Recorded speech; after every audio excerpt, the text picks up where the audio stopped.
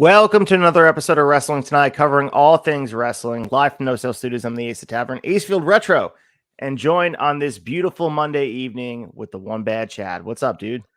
Not a whole lot, man.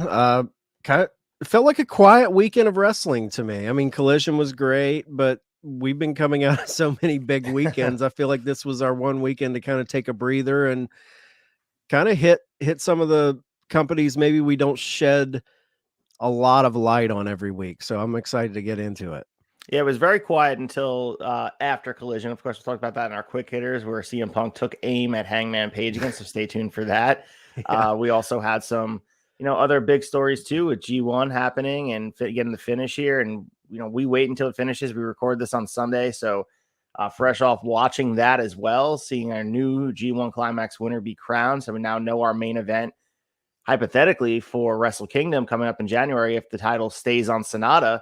Right. So, man, a lot going on. And as we look forward to the next few weeks, of course, we have big events down the line. The biggest probably being All In at Wembley, breaking all sorts of records. And I don't know where else to fit this in, but I just feel like I have to say it. There was a tweet from Dave Meltzer talking about the cost of Ring of Honor. And we haven't really heard what it costs for him to purchase, him being Tony Khan, the Ring of Honor rights. And we finally have clarity on that because someone was saying that he purchased Ring of Honor, and Meltzer bar back at the guy and said, well, the gate and the revenue from just all in Wembley is going to be way more than he even purchased Ring of Honor. So now we have the number. I think Meltzer put it at $4 million, which I feel like is a fair value for the intellectual property of Ring of Honor. And just funny, like the one gate, the one show is going to pad his pocket and pay for it. It's amazing. Yeah. I mean, what Vince pay for WCW? $2 million.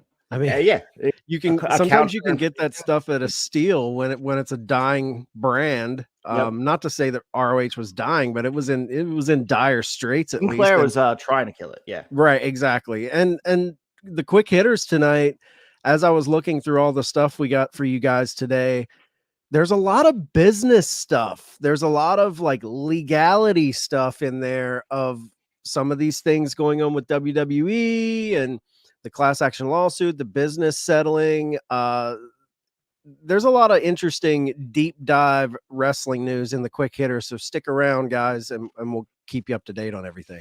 Yeah, paired with that in the Dave's Raves, there's a really interesting and long form conversation about that UFC lawsuit, about the antitrust and keeping workers' rights in the mindset.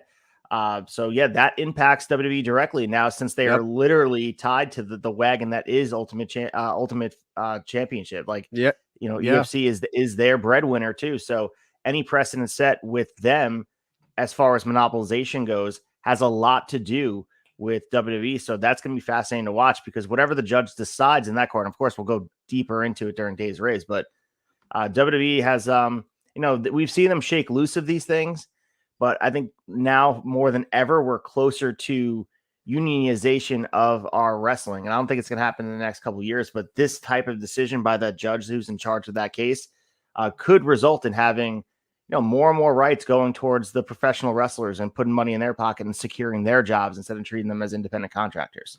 Yeah. And we'll get into that too. But just to tease it, that UFC lawsuit, just to give you guys a kind of an idea of sometimes how long these class action antitrust lawsuits take. That UFC lawsuit was filed in 2014 by a group of former UFC fighters against UFC, and it's taken until just now to kind of move forward in the court. So we're talking 9 years, so saddle up. It could be a long ride here. With that being said, let's get into our first big story here and preview an event that's coming up this weekend. Big stories.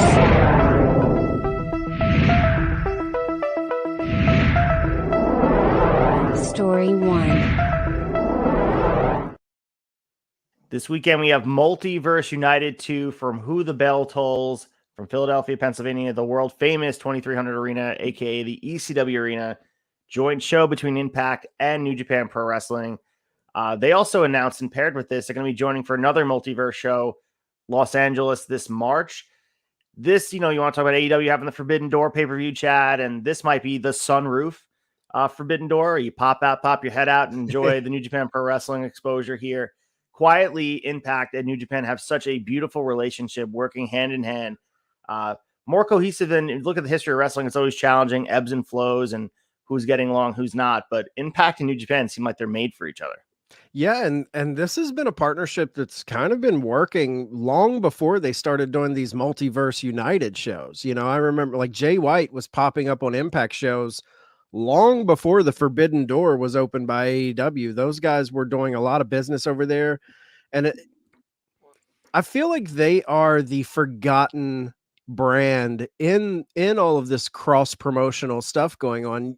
AEW comes in and they coin the phrase Forbidden Door, and a lot of casual fans are maybe heaping all the credit on them, but I feel like Impact is really kind of that linchpin between all of them. If you think about Kenny taking that Impact title, and then they slowly start working, the old management of New Japan kind of falls out, which opens up the door to Tony working with new management, Gato and all of those guys. But Impact was doing their thing with the old New Japan management. So for them to like put their own smaller version of Forbidden Door together, I think it's been an ingenious thing for them to kind of ride the wave of that. Yeah, they kind of set precedent by advancing storytelling on both sides of things. We see Impact stories being told on the New Japan side, and of course, the Bullet Club stuff lives over on Impact. Good Brothers. I feel like Good Brothers was Exactly. very instrumental when they left WWE, when they were cut during the pandemic and they went over to Impact. I feel, and they had that kind of, I believe they had a split deal where they would do so much of their time in New Japan. I think things like that, when you have premier talent, it's a good way to get the suits talking to each other. Like, hey, we both have this guy. Let's kind of work together here. Yeah, and Colt and I were talking about this on Brace for Impact. You guys can see us live on Thursdays, 10 p.m. or Friday morning for the audio drop, breaking down all Impact on Access results. We were talking about this show as being separate of the storytelling and kind of akin to what we're seeing with All In and All Out. This show has a lot of a life of its own, where we have emergence for 827 happening the weekend after this.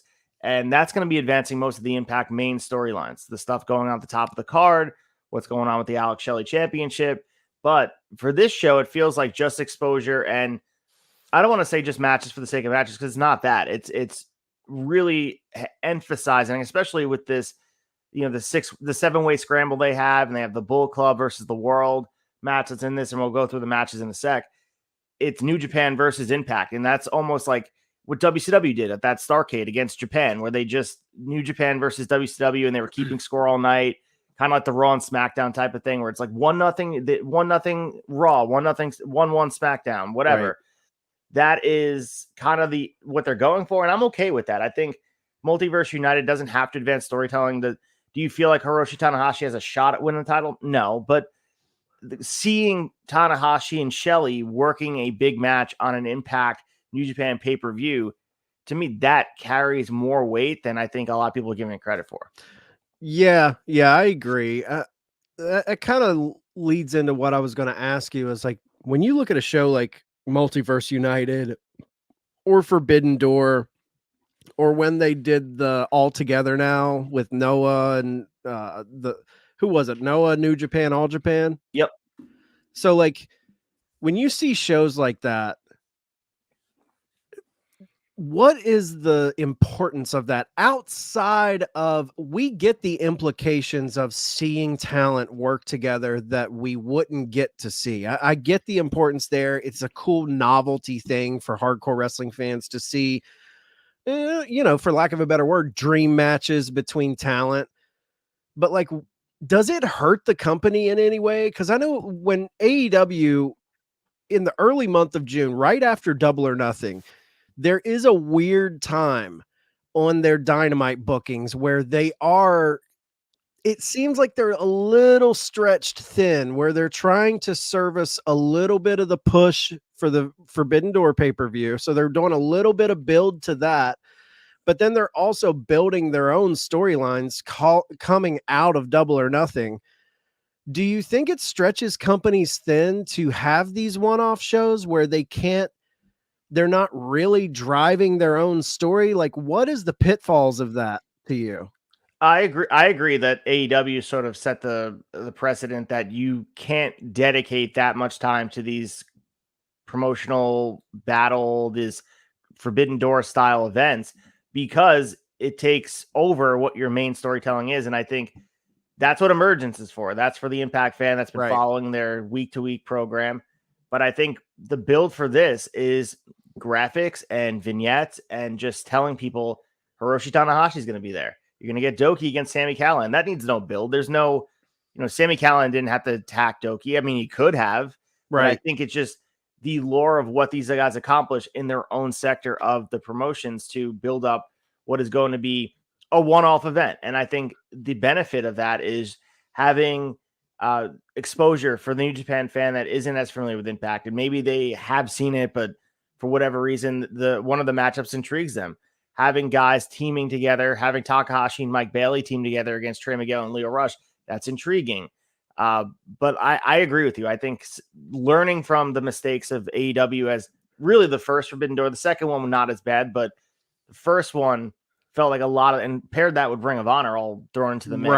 Right. There was so much muddied storytelling that there really was no storytelling. And on Impact side, we have not seen build for Multiverse really at all. They've been showing graphics and showing promos, like Shelly challenged Hiroshi Tanahashi on Instagram, and then we just saw it again on Impact on Access, but they're mainly focused on Emergence. They've been announcing matches, but it's not like, Takahashi has shown up on TV yet, and Zack Sabre Jr. hasn't been on TV yet. And I think it's better for that because that's what the show is. And especially if it's going to be 1 month, the story's not going to continue. What's the point of putting all your eggs in the basket? It's just to get people excited to see two companies working together. And I think that still has an appeal.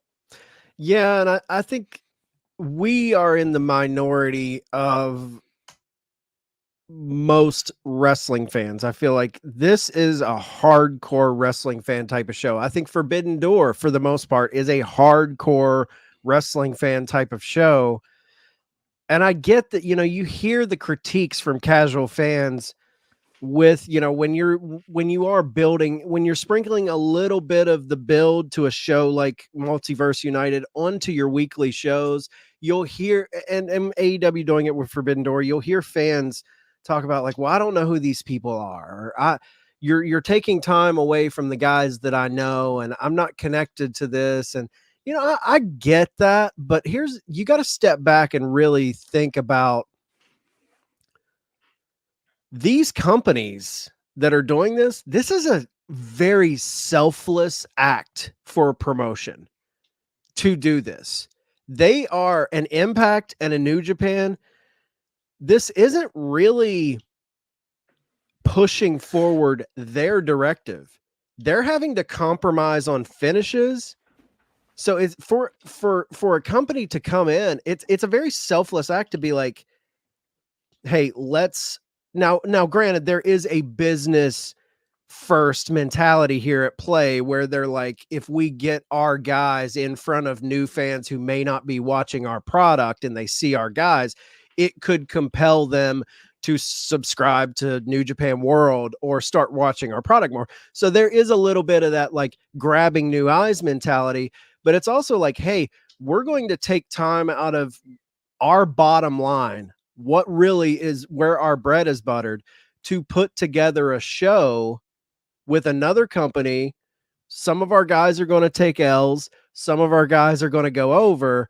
But it always came across like when I see two promotions working together, or three in the case of All Together now, it always seems like a selfless act. And it seems like a very, maybe selfless is the wrong word, but it seems like something that is for the betterment of pro wrestling. It is for the purest of the pro wrestling fans, where it's like, we're going to give you these dream matches. We're going to kind of take time away from building our own stories to kind of come together and put together a dream card that may not happen otherwise. So I always, there's two sides to the coin, but I get the mentality that man, they're taking away TV. What does this really matter in the grand scheme of Impact Wrestling storytelling or New Japan storytelling? But these are one-offs. We got to be thankful for these shows because there are long stretches in wrestling. We talk about cross promotions happened a lot in the history of wrestling, but there's a lot of stretches of time where it doesn't happen and you're kind of hungry for it. So you got to appreciate it when it does happen. Yeah, and they never put themselves, either side puts themselves in a position where they're going to have their top guy lose to the other guy's top guy. And I think that's what everybody wants to see. They want to see Roman Reigns versus MJF. They want to see Alex Shelley take on, Sonata here. But as you mentioned, creative is definitely what gets in the way. And that's what always has gotten in the way because you have to think of your date, the other 11 months going on in your promotion. Does that hurt it for you, Ace? Like when you see a card like this and you're going in, and I get like, man, we're going to get to see Tanahashi versus Alex Shelley. That's cool. Mm-hmm. But going in, damn well, Tanahashi's not walking out of there with the title. Does that hurt it for you? And put yourself in the mind of a booker. Like, what would it benefit to go against the grain and have your champion lose? Like, what?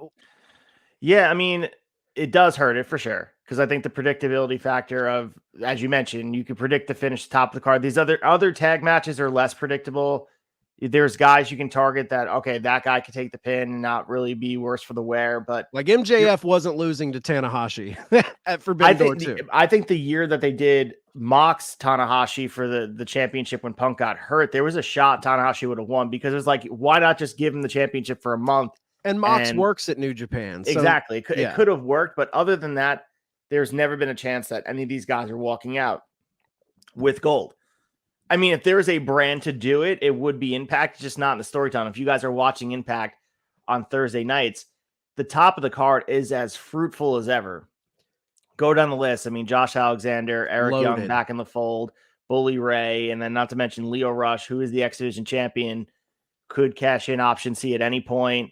He's a guy who can win the championship. Not to mention Chris Sabin's right in the fold too. So like Moose it's right there for. There's so much storytelling there. It would be kind of insane for them to trust the title on an aging Tanahashi who is not the same ace as we've known him as. Right.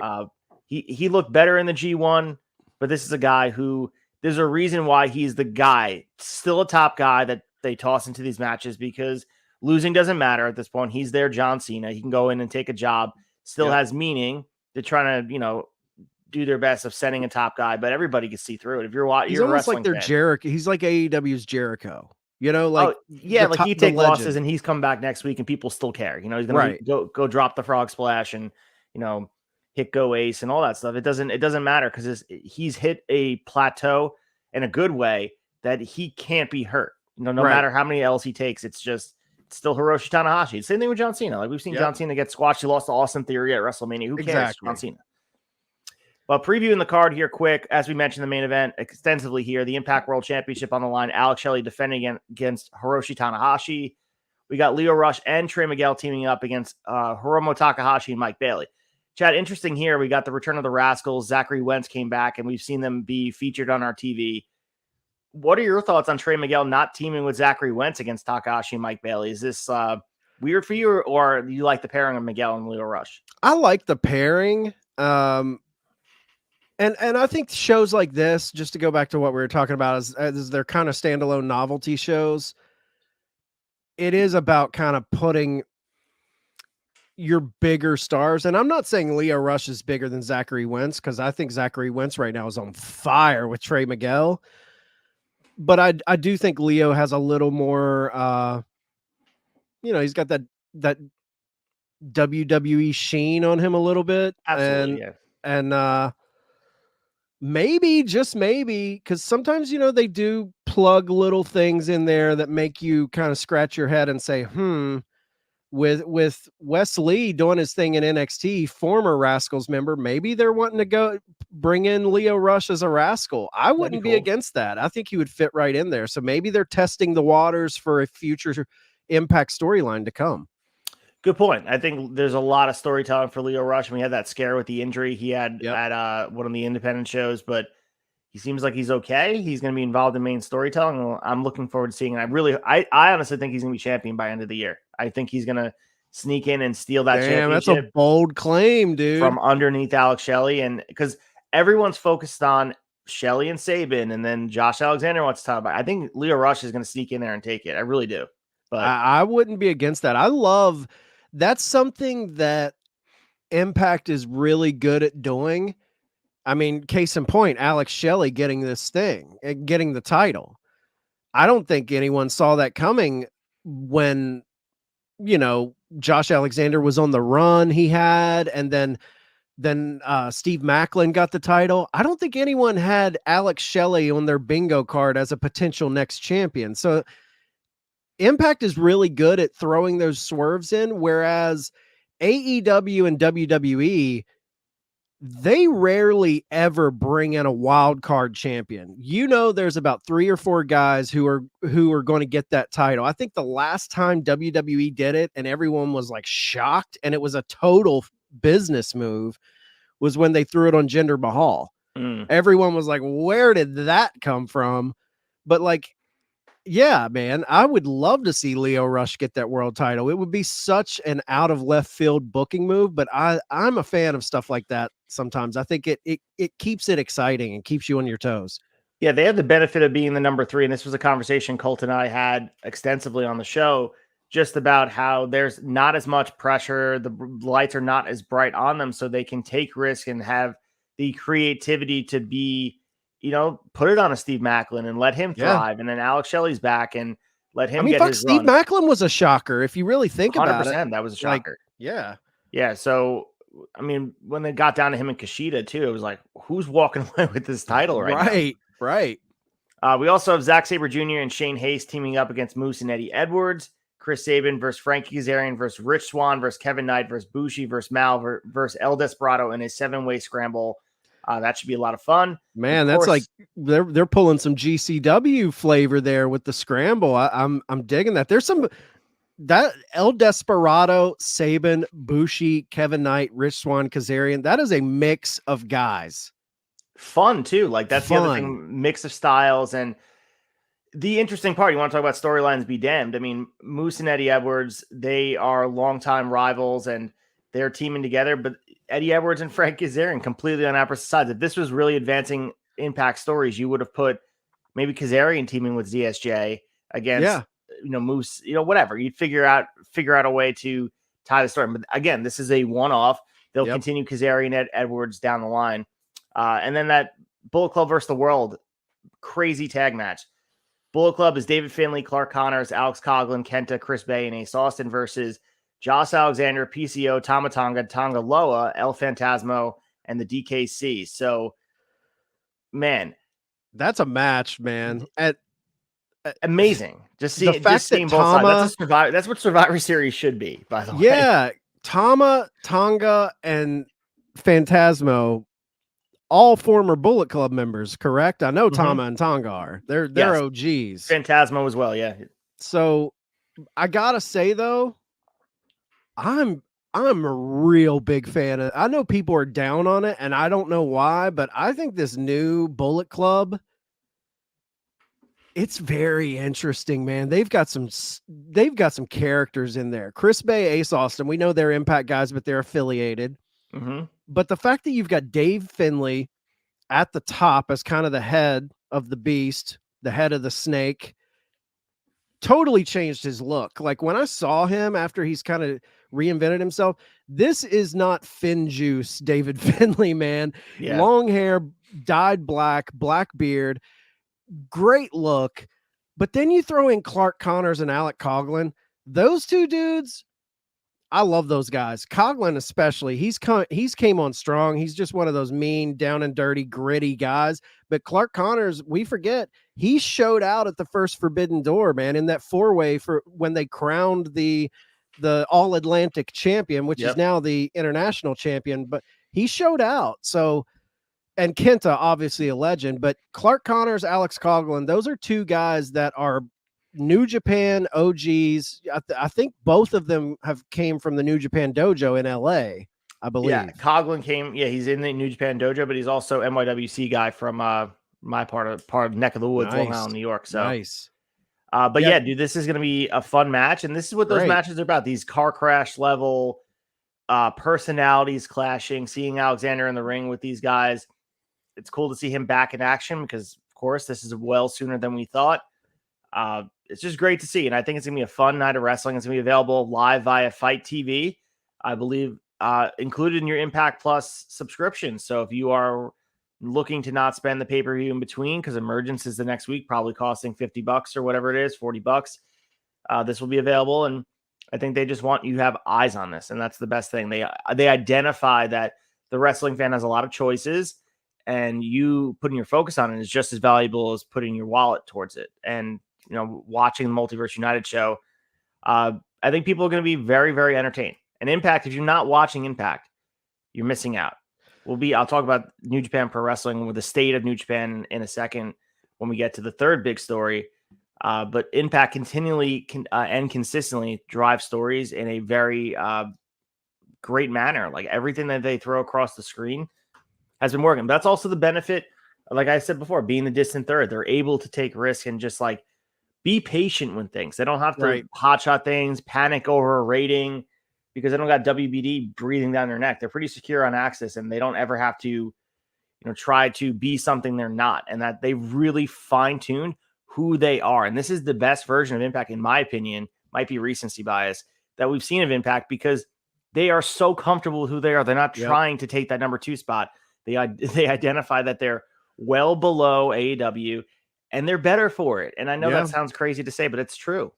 Well, I mean, every promoter has masters they have to serve when it comes to, your broadcast partner, the sponsorships, all of that. Like everyone has that, but I feel like Impact has way less masters to serve than AEW and WWE. They're kind of on an island all themselves with Access TV, where they're able to kind of play in their own sandbox and do their own things. And it doesn't seem like there's a lot of outside forces meddling in their booking, which allows them to really create their own personality in ways that maybe the top tier promotions aren't able to really do.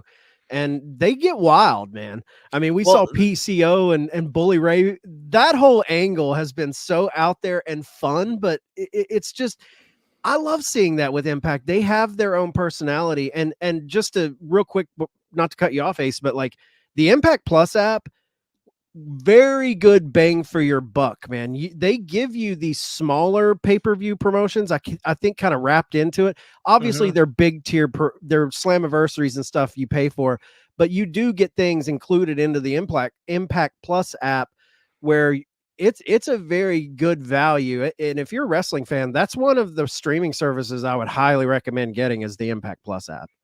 Yeah, absolutely. And I think a big piece to Impact, as you mentioned before, we were talking about it last week or 2 weeks ago. They did the Eric Young revisionist history where they had Diener like show the him prison killing, and he came back, and everyone was so critical of it. They're like, "Oh, it was stupid. It was whatever." But Impact fans moved past it, and we have AEW people and people that hate AEW, and the spotlight is so bright on them that everyone's still talking about that death match, the lack of explosion where Eddie Kingston's in the ring while there's little sparklers going on around him. Right. Impact has the ability to move on from duds. They throw stuff at the wall, and some things hit, some things don't, but that is the nature of a creative process. And Impact is the better for it because they could do these cinematic stuff. The Broken Universe came out of Impact, and having the ability to show different sides of characters and portray stories like they're doing with Joe Hendry and like they're doing with the Death Dolls, like even Santino and Dirty Dango. Like they could be different. And a lot of times we see it kind of float to the surface. Like if you think about it, Taker's last match was inspired by the Impact universe because his Boneyard match was a cinematic match, and that came 100%. From Impact. So, here's the thing I love about Impact, and I know you mentioned the Eric Young, Diener, killing, and people shitting all over it. I get it's not some people's cup of tea, but the fact that this company is willing to do out there outlandish shit is what I love about Impact. I mean, they made PCO drink battery acid, people. Like this is what you're signed up for. This is old school WWE booking in a lot of ways. A lot of those outlandish, when Undertaker's shooting lightning bolts, come on, man. when Jake Roberts has Ultimate Warrior trapped in a snake dungeon or whatever the hell that thing was. These are the things when I was a kid that I loved. And yeah, sometimes it's a little too far. Sometimes it jumps the shark, but you have to let them have the ability to go there, because sometimes they might go somewhere that's gold. And if they're afraid to do it for fear of backlash, maybe they wouldn't get to this awesome thing. Hell, like a year or two ago, they had a wedding angle where it was a cliffhanger. Who shot Johnny Bravo? A guy got shot at a wedding on Impact Wrestling. Like, Yep. you would never see that in AEW or WWE, because, back to my point, they don't have those sponsorship broadcast partner masters telling them what to do. Like, hey, we can't shoot an angle like that on our TV. Impact's like, let's roll the dice. Let's bring a little more of that soap opera, over the top storytelling. And I got to be honest, I don't want all of my wrestling companies to adhere to the same booking philosophy. I like it's a flavor that when I sit down for Impact, I like that it's a different flavor. That's why I watch it. And I think that's why everyone should give it a chance and not be as critical over one angle, man. Let them shoot their shot. If they miss, fine. Let's move on and wait for the next big one. Well said. And we'll see what happens with Eric Young and Diener. We're going to get that payoff a little bit with Khan. I think we're eventually going to get Diener versus Eric Young in Emergence, but let's move on to our big story number 2. Big story 2. Rey Mysterio Jr. just won his 3rd United States Championship. He last won in 2019. More importantly, he ended Austin Theory's long run with the title on Friday's SmackDown, hit the 619 to the back of Theory, connected with a second 619 for the win. To eulogize Austin Theory's win, it ends his run with the title for 258 days, beating the likes of Seth Rollins, Bobby Lashley at last year's Survivor Series in that multi-man match, and John Cena celebrating here. And the lead up to it was interesting because we talked about it last week, Chad, where Rey Mysterio got hurt during the match. They played it up. They ended it, gave Santos Escobar the win, saying that he would go in taking on Austin Theory this week. Interesting, it wasn't on SummerSlam, but I think we see why now, because Rey maybe need a little bit of time to get healthy. They pulled out like a show-long storyline where they had Santos Escobar, had him win the Invitational Tournament 2 weeks ago. Then he had him get hurt during this. And then Adam Pearce getting involved saying, nope, you're still defending the title. And guess what? It's against Rey Mysterio. So they found their way out. Even though Santos Escobar had the win because Rey couldn't continue, they found a way to get the title. And it seemed like always the plan to put the title back on Rey. Yeah, I love the way they did that. It wasn't, like you said, maybe Rey needed a little more time, but I love that they shot the angle, with Santos and all of that.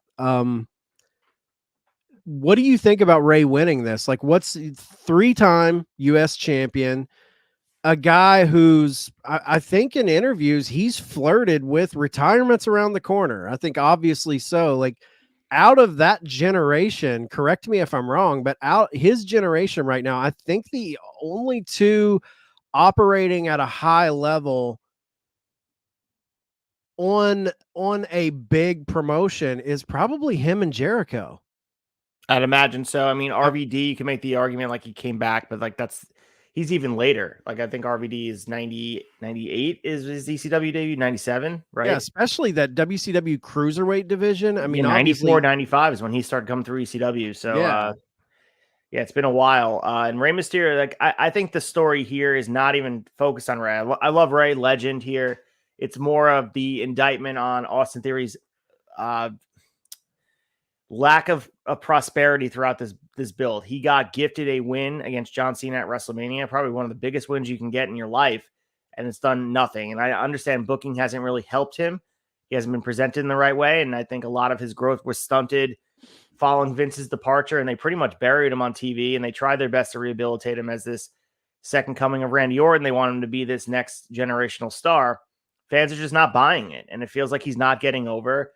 And I think him losing this championship it says a lot more about what they think of him than what they think of Rey, if that makes sense. I think and the US title is completely damaged goods. They need to figure out a way to make it look half as decent as the Right. IC title now looks with Gunther. And that says a lot about the dude Gunther taking that title, which the IC title was the same sort of trope. It was this overtold story where it could change hands. Who gave a shit? Who had it? Right. More of that here. But I think this is the bridge to get it on LA Knight. Like, I think it's going to be, because another win for LA Knight winning the US title, that's probably the next step and whatever consolation prize. But maybe LA Knight can do what Gunther did to the IC title and beating Rey Mysterio to get there. Even if Rey has a month-long run, it means way more than him beating Austin Theory, which no one cares about Austin Theory right now. And that's kind of crazy to say, but he was probably the biggest hot ticket prospect they had, and they dropped the ball. And I don't know if he can recover from this. Well, I mean, star building is a twofold issue. Obviously, some of it falls on creative and booking, and some of it falls on the star. We can I think it's splitting hairs to decide what is more important. I think both sides, there's an equal share. And there was both at play here. I feel like obviously we saw that Vince McMahon was high on Austin Theory. When he really started getting a lot of attention and a lot of focus on the shows was when Vince was still kind of at the helm. I remember that, the egg, didn't he play into that dumbass egg thing? Yeah. There was that. There was all the selfie gimmick he was doing. And then when Vince stepped away and Triple H took over, correct me if I'm wrong, but when that first happened, they did like an about face with him where he came out and cut that scathing, fiery promo and attacked someone and lost his shit. He had a beard at that point. He was like this new edgy version of Austin Theory. And I remember when that happened, everyone was like, damn, okay, this is a new version of Austin. Let's get behind this guy. The fans kind of started to change, and then it fell off a cliff. Then it's like there was no I think some people say this is overstated, but I don't think it's overstated. I think this is when the company's kind of mentality with Austin Theory changed. It was when John Cena came out and buried him. Like buried him. After that, I feel like everything changed. That was in the lead up to WrestleMania. He got that win, even though, you're thinking, the burial, the promo burial and all this.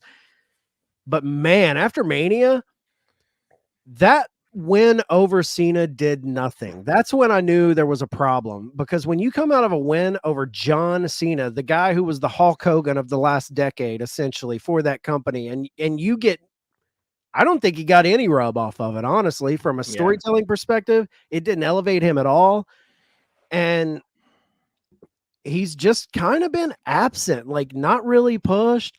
So I could see the writing on the wall that he was going to drop this title. I was shocked it was Rey. I love Rey, old school fan of Rey, but I was kind of shocked. I love that the LWO all these years later are now kind of vital and important. Yeah.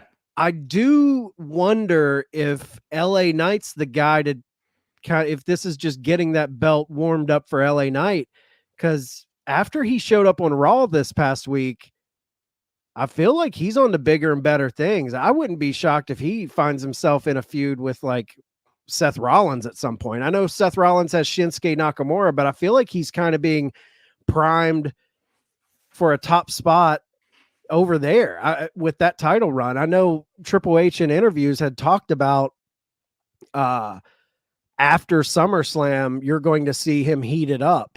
So we'll see.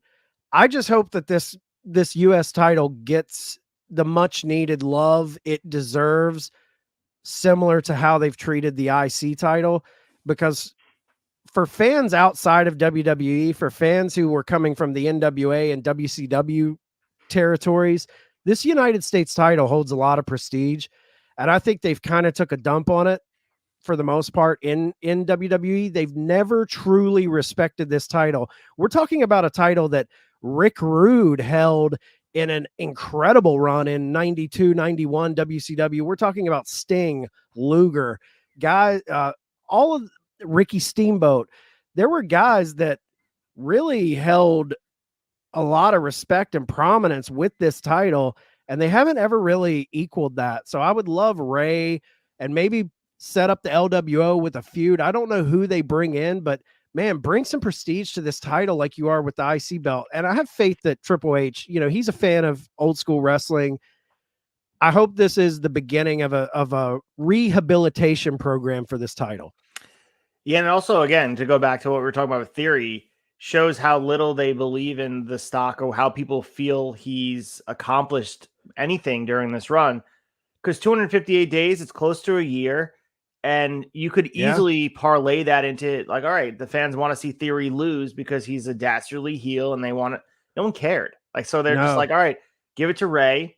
Let Rey raise the stock a little bit. Maybe a heel takes from Rey, and then LA Knight, as you're saying, maybe he's onto the World Heavyweight Championship, but maybe a heel comes in, beats Rey, and then starts a program with LA Knight leading up to him taking the US title. But anything's better than what they were doing, sitting on the shoulder, collecting dust of Austin Theory. That is but from a bygone era of the way mid-card titles were booked, not the way Triple H has been showing that, putting stock in not only this championship, the IC championship, but the North American championship on NXT. There's a lot of weight that these mid-card titles hold because I think he sees the importance, not to be, overextend the logic, but that IC title was his jump to the main event. Him winning the IC title at SummerSlam 98 was a big moment for him. And I think he recognizes that. And the US title is the same thing. You reference the names. I don't have to go through them again, but this is a title that is a main event level title that could, back in the NWA, it used to main event shows. This championship is a big deal, and it's not. This was the number one contendership belt. If you had the US title, they used to do rankings on WCW TV. This was prior to Nitro. They would do their top 10, and the number one contender was always the US champion. They were number one, and you had the champion at the top, and the number one was the United States champion. That's how important it was. So true. And we'll see exactly. And, the big story here is Rey winning the title, but the underneath stuff is way more fascinating because it also kind of, and I don't think this is it for Austin Theory. They're definitely going to give him another chance because he's bred for success here. I think he has the ring skills to do the things that he needs to do. I think he's a WWE wrestler. He has shown the ability to have charisma on different sides. Back in NXT, he was showing a little more depth in his character. I think what they're trying here for him, giving him this blue chip prospect turned into this heel that wants to just get over on it just hasn't worked. They have to figure out something different with him. So I had a question for you. So what you're saying is you don't feel Austin Theory's a failed experiment yet, right? Not yet. He's close though. I think the stock is as low as it's ever going to go. So if you're looking at it for buy now, I think Austin Theory is a buy now situation because I still think they have a lot invested in him. So I don't think he's going to be accessed or future endeavored. I just think he may have to go away for a bit, reimagine who he is with creative, because I think the raw skills are there. His look is all of it is there. It's just a matter of putting it together. And there are people that have been successful in WWE with way less of a skill set than him. So I really feel like he'll find his niche, and it may not be in 2023. It may be in the future. He's still so young. Yeah. There's another angle I want to look at this before we move on to Big Story 3 that I think is like, I think it might be outside of, the Austin Theory angle. It might be one of the more interesting components of Rey winning this title that I haven't heard anyone really talk about is, this is a shocking booking move for WWE. If you really look at the specifics, Rey Mysterio, I know he's beloved, former world champion, won the Rumble. Dude has made a career in WWE, but if you look at the way WWE has traditionally booked, Rey Mysterio is 48 years old. When is the last time you saw WWE booking put a title on a guy in the twilight of his career? It does not happen. I mean, unless I'm not thinking right, like if I'm missing someone, let me know, but they never bring in legends, and it's not like he's a part-timer. Rey's there, he's on the roster, but look at Edge. Edge comes back. They haven't put a title on him, have they? No, You he's know, like challenging for them, but he's challenged, but even like I never got the feeling that fans truly thought Edge could win a title after coming, you know, like because it's not something that I expect WWE to do. They typically once you reach they're kind of ageist in a way, you know, like once you reach a certain age, there's the philosophy of, well, you're to a point in your career where you don't need the title anymore. You know, like how long did Taker go with no title? I mean, right. as far as just star power, yeah, he didn't need it. He didn't need that belt. The streak was bigger than titles. I agree. But like we never thought he would get a title later in his career. We never thought I don't think Cena, you know, I didn't expect Cena to get that US title. Like no one, they don't book guys like that. And the fact that they pulled the trigger on putting a belt on a 48-year-old wrestler, love Ray. He's still doing his thing. He still looks good. 48 is the new 38. I get all that bullshit. But that's a big thing, I think. That's a change in booking philosophy, in my opinion, that they decided to put this belt on Ray at this stage of his career. No, you're right, because I think also going with the angle we were talking about is just how sour they are on Austin Theory and the lack of progress. They could have went with Santos Escobar because look, he's 100%. a guy. That's the guy that could have won the US title. But I think we're going to see the storyboard come together a little bit about where they think they're going to go, because this was always the plan. Yeah. Because before Ray got hurt in that Invitational 2 weeks ago, it seemed like he was going to be slotted to take on Austin Theory on the SmackDown following SummerSlam. And here we are. So I'm curious where the story is, but you're right. I mean, you forget how old he is because he looks so good. He is the exception to the rule. He's a guy 100%. I mean, at this point, if I'm moving like that at 48, being able to look as good as he does, it's just like anyone's lucky for that. So he's fantastic. He's in better shape than he's ever been, to be honest. I just look at the way they treat guys like even AJ Styles now is being booked like an undercard guy because exactly like AJ. Like I don't know if he'll ever get back to a title. To me, he should be at the top of the card. He should be in the mix. Like he's in that state where it's like he should be in the mix. They don't view him that way. Look at the way Jeff Hardy was handled. Like he was a world champion guy, and I get he has all of his like personal issues that probably played into how much faith they have in him to be in the top spot. And I know there was kind of rumors of throwing him in to get chewed up by Roman Reigns at right before he left the company. But typically, once you get in those later stages, they aren't eyeing you for gold. Now, I don't know if this is, maybe I'm wrong. Maybe this isn't a change in booking philosophy as much as a testament to the faith they have in Rey Mysterio, that he can be a kind of conduit to whatever's next for this belt. All reliable, break glass, because the situation was an emergency. Right. The U.S. title picture was on fire. They need to spray with an extinguisher, and Rey Mysterio is that guy. So yeah, because it was a disaster. But yeah, you know, that's not it for Austin Theory. I fully feel like he's going to be back in some capacity in a big way. And I want to see how they repackage him. I want to see what this. I think they are going to. I think this is kind of maybe a restart for him in some ways. So, all right, let's get into big story number 3. Big story 3. All right, we finally have the finish of G1 Climax 33, and believe it or not, Naito defeated Okada to win the G1 Climax tournament. We saw the finish with a desperate Naito attempting to hit the Destino. Okada slammed him to the mat to reverse. Okada then tried for the Rainmaker. Fans thought it was going to be over there. Naito transitioned to Destino. Instead of going for the pin, he hit another Destino to cement his win. And that means, first and foremost, Naito is going to be going on to Wrestle Kingdom on January 4th, 2024 to challenge for the IWGP World Heavyweight Championship at the Tokyo Dome. We don't know if Sonata will still be champion, but a long time before January, so we'll see who's going to be there. But for some context here, this year marked the third consecutive G1 Finals appearance for Okada. He was looking for his third straight win in the tournament. This was his 5th overall finals, so he's been there a lot. He's never lost a G1 Finals. This was the first time he's ever lost. He defeated Carl Anderson back in 2012, Nakamura in 14, Ibushi back in 2021, and 2022 last year against Will Ospreay in that awesome match. And if he would have won, he would have tied Chono for the most ever. Unfortunately for him, he was on the losing side. But bringing context to Naito, this was his 4th G1 finals, and this was his 3rd G1 championship ever. He was a finalist back in 2011. He lost to Shinsuke there. He won it in 2013. So 10 years removed from his first one here, and then he won it back in 2017. We saw him on our TV, Chad, during the build to Forbidden Door. Looked like he was worse for wear. We kind of had the same conversation about Tanahashi, the aging superstars in New Japan Pro Wrestling. Naito was a t-shirt wrestler at Forbidden Door.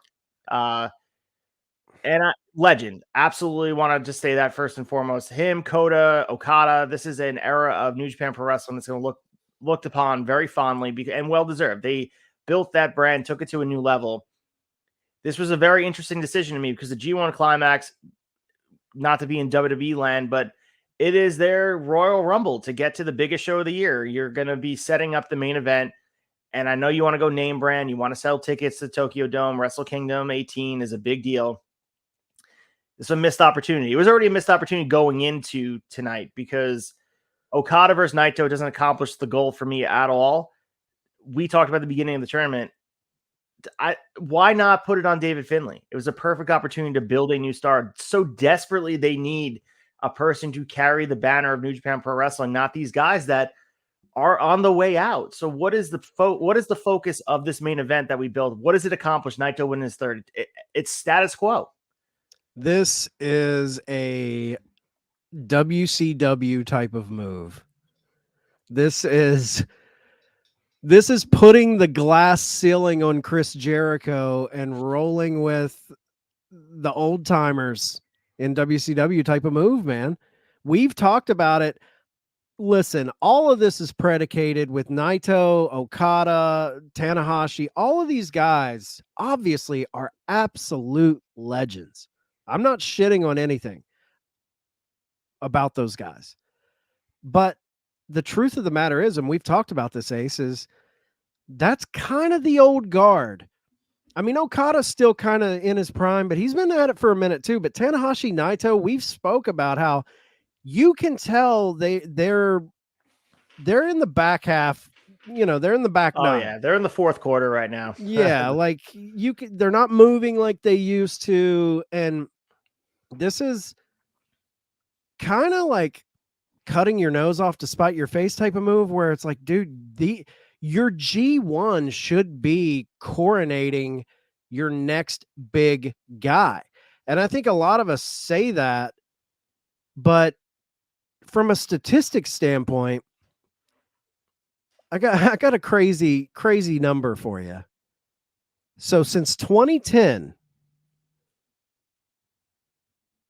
Okada, Ibushi, Tanahashi, and Naito have those names are the winners almost every year. The only other names that pop up as G1 winners since 2010 is Nakamura and Omega. That's it. Nakamura won in 2011, Omega won in 2016, and every other year has been Okada, Naito, Tanahashi, or the back-to-back years in 2019 and 2020 when Ibushi won. So it's like now I have to step back and really think about, is G1 the coronation of your next star? Or it should be. It should be. Or has this event just been the way to build this core group of legends in New Japan? We love Naito. We love Okada. We love Tanahashi, and Ibushi had his big run. He was, the bright young star for a minute. But outside of that, like, the only 2 other people they've coronated in the last 13 years has been Omega, one win in 2016, and then Nakamura in 2011. So it gets me thinking, like, what is the point of G1? on outside of like I get the wrestling, the tournament style, it's phenomenal. The matches they have, we tune in, we love it. But from a building your company, building the future, building the story, what is the benefit of this when I really look at the year to year? Now, obviously, a few of those wins, you're building the legend that is Okada. You know, I get all of that. But at a certain point, to me, they suffered a great deal when AEW was created. They had a lot of their talent kind of exodus. Omega, the Bucks, all of these people left around that time.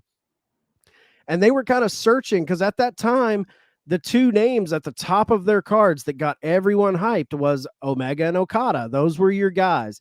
You have Omega lose or leave, who you had just coronated in 2016 as a G1 winner. So he's obviously a top guy in your company. He leaves. You would think you're going to start prepping for the next one. And the obvious one, you mentioned David Finlay to kind of coronate the new Bullet Club leader, give him some heat behind him. He's definitely an option. But another one that they've never really pulled the trigger on a major stage that's so obvious to me is Will Ospreay. How has he not won a G1? This dude has put on absolute clinics for you.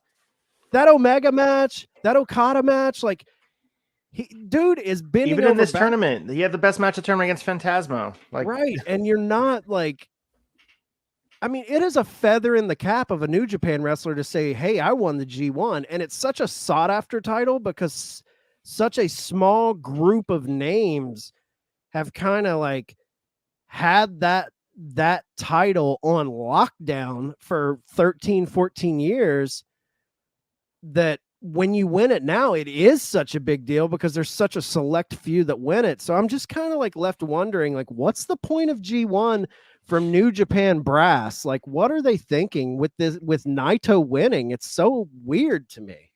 Yeah, the emphasis is on match quality, and I think they look at building new stars, and they've had great matches on the build, and they just lose. We watch the same type of storytelling be told with Tsuji, who challenged Sonata. The fans were getting behind him, and they were thinking maybe Tsuji's going to be the next guy to take the title from him. The fans want it, and I think inevitably that will be the guy to take it off of him. We may even see Tsuji versus Naito going into Wrestle Kingdom because I think it's a matter of time.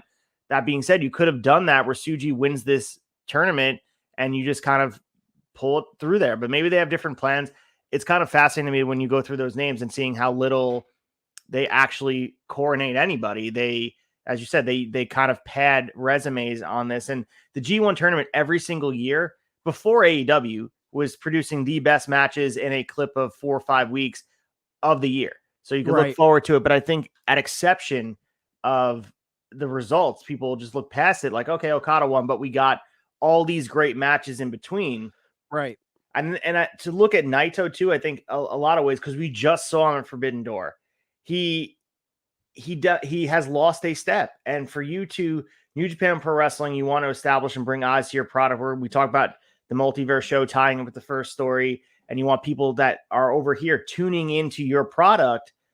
I don't know if Naito does that because, like I said, a Naito Sonata match may drive ratings in-house because of the legend that is Naito. And also, if you look at the history of New Japan Pro Wrestling, they ride till the wheels fall off. They take their legends and make sure that they are respected all the way through. Tanahashi only recently started being exposed booking-wise. He was more protected than anybody, never taking pins. But to treat Tanahashi like that, and I understand it's probably Tanahashi's decision. He wants to help the newer generation. And then also look at Naito and be like, he's the guy who's going to main event the biggest show of the year, has me raising my eyebrows at it. So I'm very close to it. Wanted David Finlay to win. I was saying that from the beginning. And I think it causes more buzz too, because it's like, okay, cool. The legacy of Finlay plus the Bullet Club tie, a new star is going to walk away with the title. You mentioned before the exodus of all the talent, not even to mention Jay White's gone now. So yeah, I just think this was a bad decision. The tournament overall was really good. I thought that match quality was awesome and all of that. But when I saw Naito's name pop in there, and especially when he got through the block stage, I'm like, oh, okay, Naito's in there maybe just to, have a name, and he wins the whole goddamn thing. It was quite shocking to me, but we will see. I mean, the other options too. I mean, Okada defeated Evil in the semifinal match.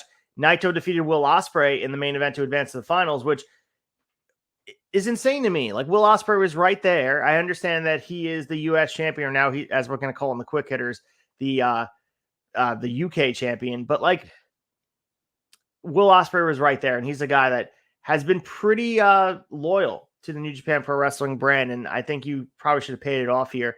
If not anything, you want to have someone who's established for Wrestle Kingdom. Who better than Will Ospreay? It's, I don't know.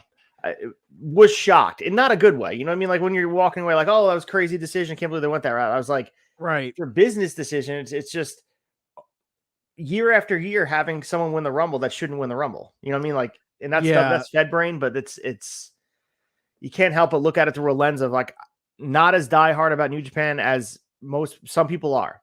I love the product. I watch the big events, Dominion, Wrestle Kingdom. I watch the G1 Climax closely. This seemed like a bad decision. It seemed odd. And like you said, if you're obviously, New Japan's trying to grow their fan base like any company would, but they've always been trying to gain more like US fans and more like get more buzz about the company in the States.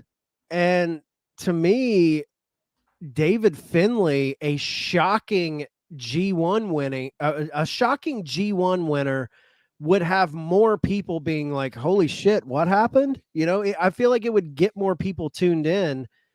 And it makes me think if you step out from a 30,000 foot view and look at the tournament, is it a bigger deal to win the tournament?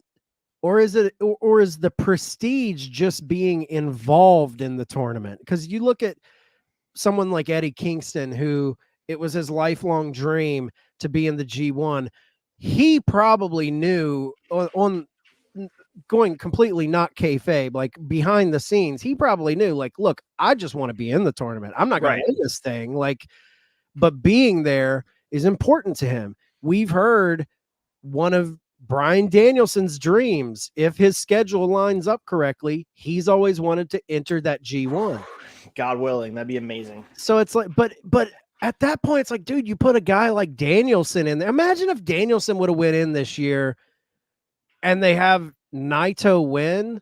And I know it's all a point system situation, but like at that point, I'm like, really? Like, you're going to, not to say Bryan Danielson should go in and run the table, an outsider, and it would cause a buzz, though. Imagine he brings that over to AEW with him. 100%. It would get people talking. And I feel like the way they've handled, if you look over the course of 13, 14 years, I mean, all the way back to 2010 when Kojima won, if you look at the span of it, I feel like there's not a lot of like big, holy shit, this guy won moments. It's a lot of what you expect to happen happens. Mm-hmm. You know, you had Omega win, which, you know, Nakamura, but, you know, it's a lot of the same faces where I feel like but maybe this is just the American wrestling fan in me, that I'm not fully tapped into the booking philosophy of New Japan. And I think you put it really well, Ace, where you're talking about the way they handle the legacy of their top guys.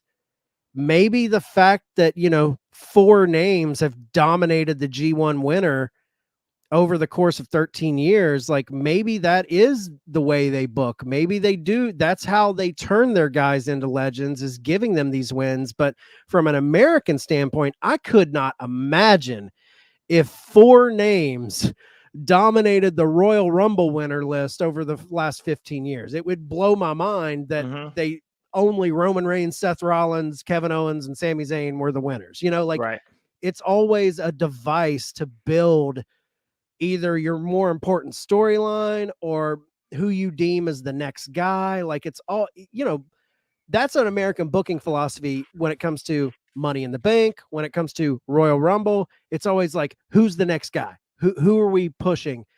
I don't know if G1 is that. I think it's more of like a legacy building thing, more so than who are we running with in the future. Completely agree, and I think maybe over time they need to change that, because as we're seeing, the well is running dry on the stars that are there, because they can't go forever. We watched Naito and Tanahashi Okada's eventually going to slow down. You have to put your faith. They're doing that in Sonata.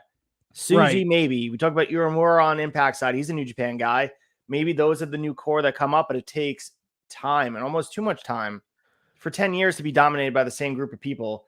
It's a long period of time. Yeah, and dude, let's talk like with New Japan, the style of their wrestling, by the time they deem these guys legends or they're in the legacy act of their career where they're stockpiling these big monumental wins like a G1 tournament, once they get to that point, they have beaten their body to a pulp. Beat up from the feet up. To get there. Kota and Naito, man. Yeah, man. Once they start accumulating these wins, it's like they're not who they were on the come up. It's like Ibushi, man.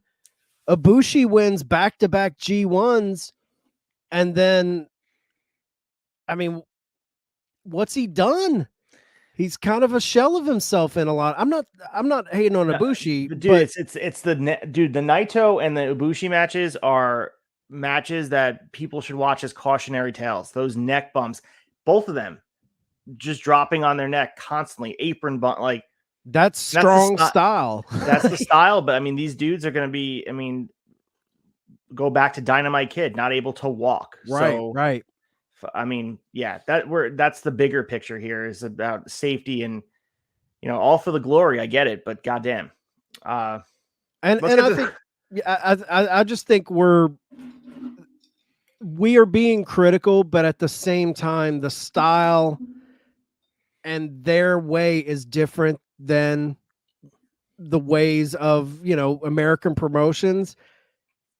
I'm not saying that's wrong. That's what makes them awesome. Like the way, like you said, beat up from the feet up, like that is what we want to see when we tune in. It's just, it puts you in a tight spot.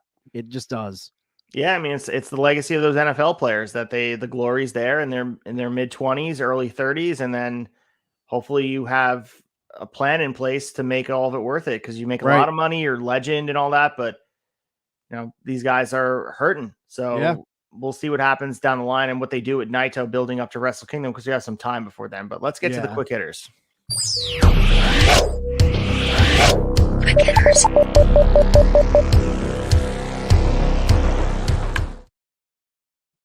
So all was quiet on the Western Front until after Collision. We had CM Punk hopping on the mic.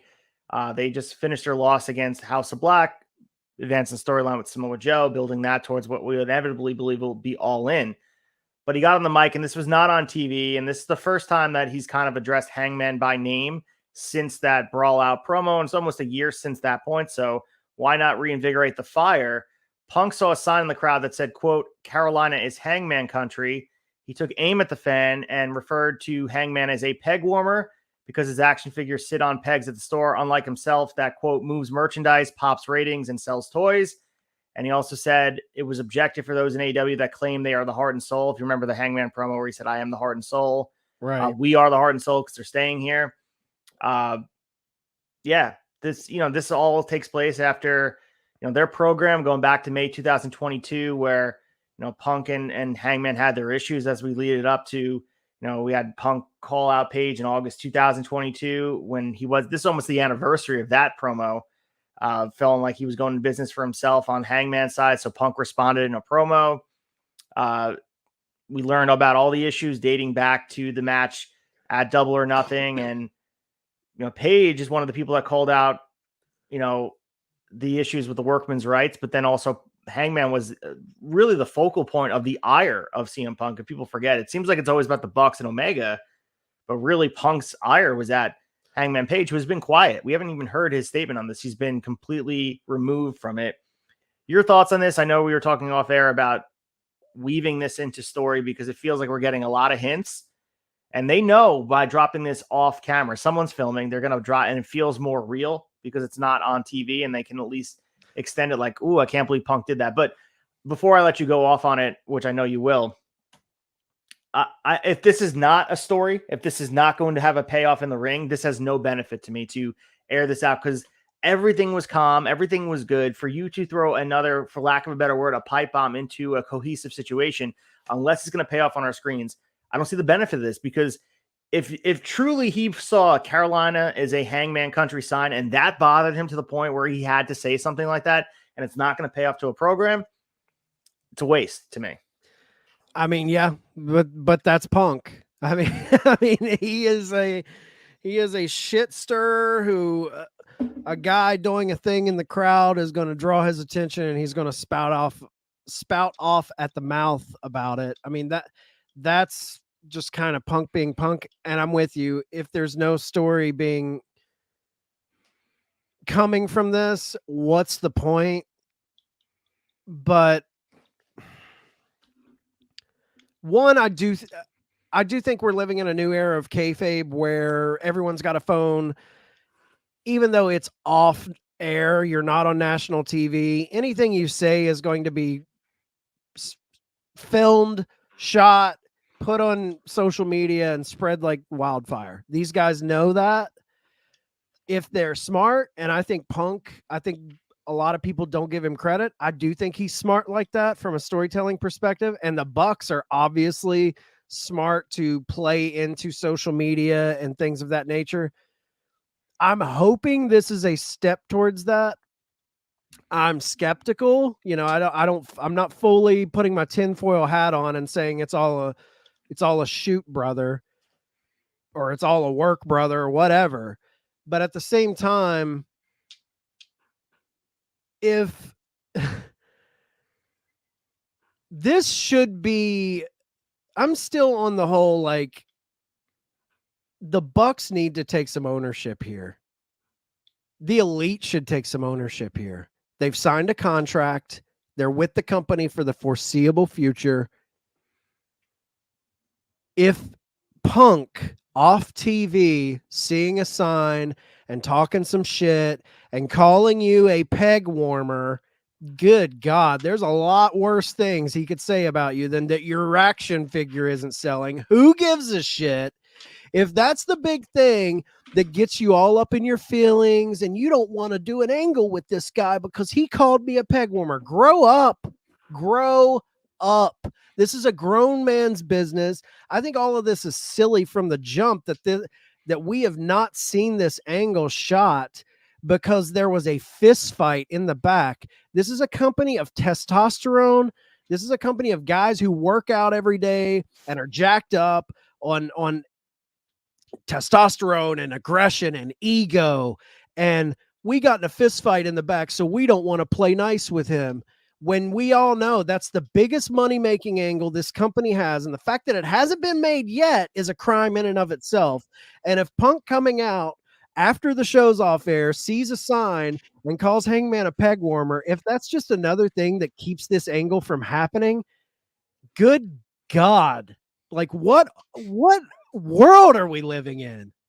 Like, if you would tell me that, like, Bruiser Brody doesn't want to work with Sawyer because somebody said his figure wasn't selling. Come on, man. Like, I don't know, man. This shit just gets me. Like, I get both angles. Like, should Punk have said it? Is he stirring the pot? Yeah, he's stirring the pot, but are your feelings hurt that bad from this? Like, we have a monumental storyline if handled correctly. I mean, they could do this angle and it could suck ass. Like, everyone's expecting if they do this angle in Right. versus CMFTR that it's going to be gangbusters. They could totally botch it. They could do it and it could be awful. But it is the match that everyone wants. It is the feud that everyone wants. And if it is handled correctly, it will be the biggest storyline you could do as a company, especially if you lean into the real life nature of it. The fact that anyone, we don't know the specifics. We don't know if Tony Khan's keeping it from happening. We don't know if Punk, we don't know if Young Bucks. We've heard rumors about who's responsible for it not happening. But as far as the stone cold truth, none of the fans know. But no matter who it is, if anyone involved is responsible for not letting this story happen on our TVs, they should be indicted for promotional malpractice, because it's insane that we are not getting this storyline. But we won't cry because Hangman's a peg warmer. Grow up. Come on. Another insane thing is QT Marshall is a champion. So he won the new AAA Latin American Championship at Triple Mania on Saturday in Mexico City. He pinned Pentagon Jr. in a match, featured Jalistico, Brian Cage. To finish the match, they did the whole thing they did with Pentagon. They always do, removing his mask, then pinned him to win the championship. As we know, Rey Fénix was stripped of the Latin American Championship last month when he announced his departure from AAA due to commitments elsewhere, aka AEW.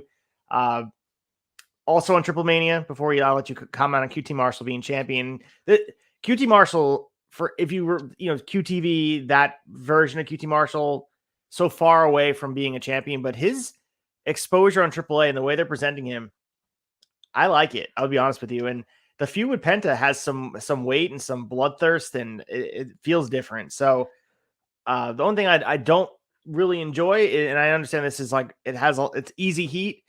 Can we not take the mask off Pentagon Jr. in a main feud for once? Even Dralistico, they're always taking masks off each other. Is there another way you can get QT the win? They're going to the well a lot. Yeah. QT Marshall out here living his best life, man. I mean, people can hate on QTV all they want. We've hated on that angle a lot. I liked QT when he initially turned on the Nightmare Factory and started the factory. I thought that was a good angle when it very first happened. It went to shit, but I was in for it. And I'm with you, Ace. I think QT's a different animal in AAA. I think this blood feud he's got, it's interesting. So hats off to QT for staying busy, and I think it shows a level of this guy wants to work. He loves pro wrestling. I know he does a lot of behind the scenes for AEW, and he has his little QTV thing, but guy loves wrestling. I respect that. In the main event of the same show, Psycho Clown defeated Sam Adonis in a 4-way that also featured LA Park and Roosh. Stipulations of the match were that whoever was pinned in the match either had to lose their mask or their hair. Whole bunch of interference. We got AEW's Preston Vance coming through, supporting Roosh. Show ended with Psycho Clown being stretchered out due to taking a marionette towards the end of the match, and Adonis's hair being shaved off. So this is the second half of that Triple Mania show that we covered from a few months in between. Some quality stuff happening over on the Lucha side of things, and some big names over there. And Pentagon Jr., maybe he's finishing it up over there as well, kind of doing the right thing by, putting QT, who may be staying over in AAA, a changing of the guard a bit here with Tony Khan clamping down on making sure his guys are where they're supposed to be at their bookings, and maybe not as much freedom. We talk about the forbidden door goes one way sometimes, but sometimes that door gets wedged shut. You put the little bar in the sliding glass door and you can't get it open. He's keeping Rey Fénix over here, and I'm sure Pentagon is going to be the same thing, because you need your guys and you don't want to risk getting them hurt and missing what is, first of all, you're paying them to be at your shows. So there's creativity and progressiveness, letting John Moxley work OTD, Scrapper Mania, all that stuff. That's good shit. But as long as it doesn't interfere with his obligations on your side, and the same thing goes with AAA and AEW. Yeah, and I feel like, Tony's being smart. You don't want to lose guys to injury and things like that, but he is being very lenient and letting guys go work. Just quick point, Psycho Clown, awesome. I love Psycho Clown. Awesome. Correct me if I'm wrong. I thought Roosh stopped working with AAA. Didn't he say he's not working with them anymore? So it was shocking to see him pop up. Yeah. I mean, I didn't watch the event, but his name popped up in the main event, unless, maybe they made good on because he came out was very critical of the management there. So yeah. I remember, a month or so ago, he was being very critical, but big on him to go, fulfill this. But yeah, I'm looking up the article. July 13th, he decides to return to AAA for the major match. Maybe it's just for one show. But he put his differences aside, saying he's going to honor the date. Okay, that's big on him. Businessman. So we mentioned Will Ospreay extensively during the Climax. Big story number 3. He now is rechristening the IWGP United States Championship as the United Kingdom Heavyweight Championship, and he said he was tired of carrying around a belt that has no attachment to. Ospreay claimed the UK title makes him the best in the world, and we had him losing to Naito later in the night for the main event of Saturday's G1 event. And we have the rumored match here with Chris Jericho at All In. It seems like we're moving towards that. Maybe we'll get the payoff here where Jericho takes it to Don Callis for losing all his friends. Maybe the UK title's on the line. That's what at I was going to Wembley. say. I like this move. This is a straight up heel move. Rechristening the title, and it's a smart move if he is going to defend this title at Wembley. I mean, coming into the Yeah. UK with a belt named after the country, I like it. I like all of this. And this week for Dynamite, which we'll go through the card, Fight for the Fallen is returning, and in conjunction with, they're moving it to next week, and AW Fighter Fest is going to be taking place during the one of the most important TV weeks ever for this Maui food bank for all the forest fires that are happening in Hawaii. So Tony Khan going out of his way to support, which is a really good cause for region of the United States that needs a lot of help right now. So very good on Tony Khan, and we get the return of the brand Fight for the Fallen, and also we're going to be getting Fighter Fest again too. Yeah, the Fight for the Fallen, I think, is the branding of that is going to be spread across Dynamite, Rampage, and Collision, and then all proceeds from that will go to the Maui Food Bank with all those devastating fires going on in Hawaii. Crazy tragedy coming out of that state. So I think this is big on Tony Khan.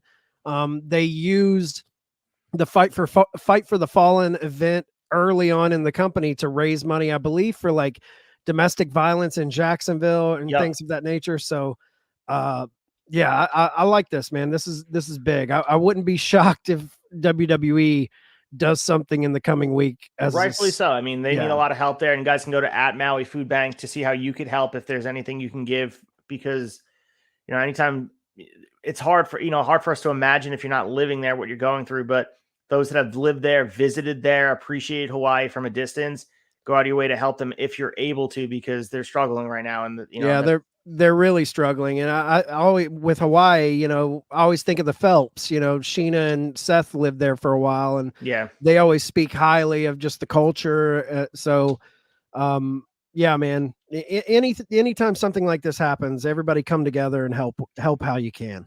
Absolutely. And we also have Bray Wyatt getting closer to his WWE return after what is being cited as a life-threatening medical absence. So according to Fightful Select, he's closer to return. But the other thing that kind of got paired with this great news he's returning was how serious the illness for the long-term health issues he was dealing with.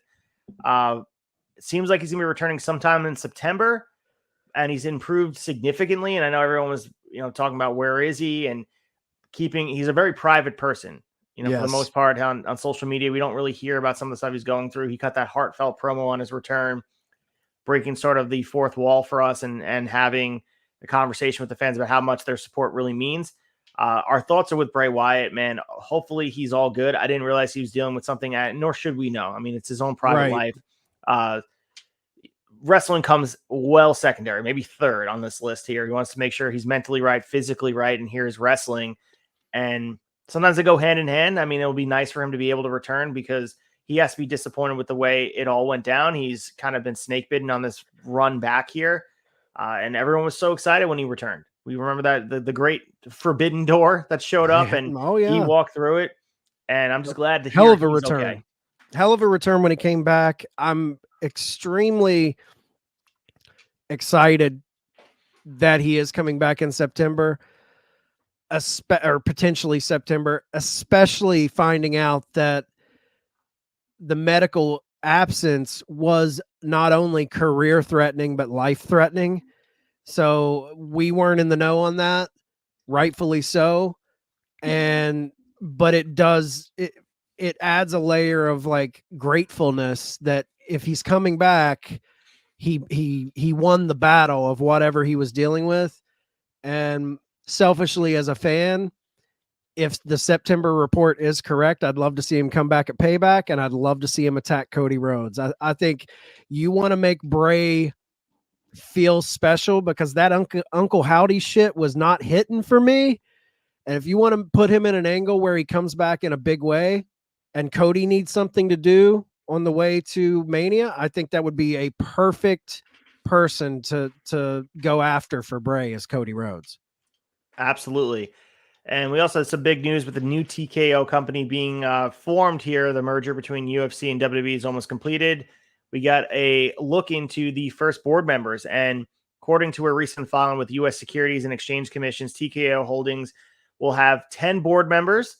Some of the names here that are most notable in our sector of life is Vince McMahon, chairman of WWE, Ari Emanuel, CEO of Endeavor, Nick Khan, CEO of WWE, but conspicuous by his absence, no Triple H, no Paul Levesque on the board, and he's been a member since 2015. Do you think this is much ado about nothing, or is this a big deal that Triple H is not on this board? I think it's much ado about nothing. I mean, because when Triple H was a member of the WWE board, that's when the company was just WWE. Right. This board is now for TKO, which is the company kind of overseeing the UFC WWE conglomerate. So the fact that he's not involved in that, I don't think there's much. I don't think there's much to do here, because Ari at this point, Ari Emanuel, I've kind of been familiar with the guy for a while just because UFC fandom and them buying out them. But if this guy's not an idiot, he's not attached.